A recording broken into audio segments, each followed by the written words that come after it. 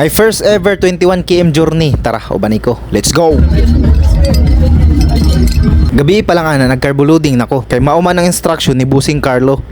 Upat ka itlog nga giprito, duha ka fried chicken, duha pod ka saging. Syempre gabi pa lang naligo na ko daan, tapos nagkonsumo po kog saging at deserve na ngadto. Kay wala man tay car, nakisakay na tay Busing Carlo. Nakaabot mi sa Binyo alas 10 na sa gabi. Unya ang una gibuyan ani 50 km mao ni sila alas 12 sa gabi. Sunod ana kami na ding mga 21 km ang gibuyan. Let's go 21K.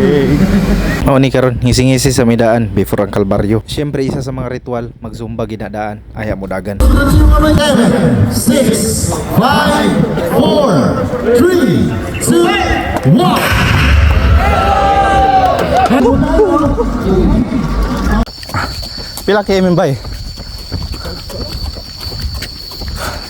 5 km. First station, saging og watermelon with coach Pelisarty. 5K. 5K. 5K na lang kinsinas. 5 km og turning point sa 21 km ra ang akong mga na-record diri nga video. Unya kada station mukha ang igog saging, itlog, tubig.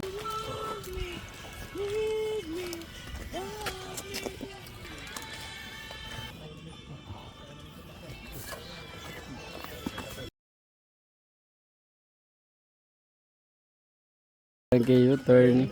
Let's go. Ya paghibawaan ako nga 3 km na lang nagbackless ako para mag-video. Wala na ko kabalo ko unsay oras na ako ani. Ang importante nakaabot ko nga safety. Wa pa pud bi ako naabti og cut off sa time kay natagaan pa man kog middle. 21.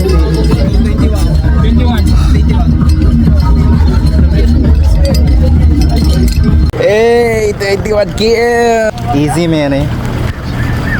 Dako kayong pasalamat sa Ginoo nga safety raming tanan during sa race. It's not about sa medal or mga achievement nga imong makuha. Ang importante, nagmalipayon ka sa imong gipangbuhat sa kinabuhi. Unsay may story mo sa atong ruta?